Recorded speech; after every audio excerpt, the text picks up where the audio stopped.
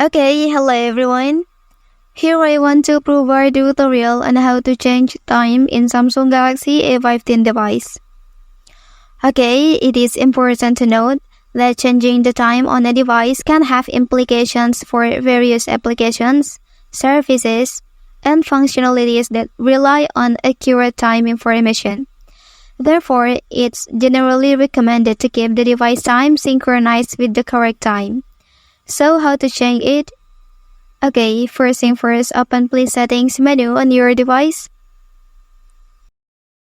After that, here you can scroll down and then select General Management option. Okay, so please select that entire menu. Well, in this page, you can turn off this option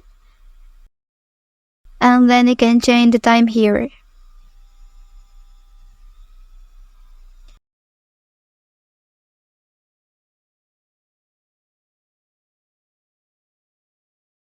Okay, after finishing, click on the option to save.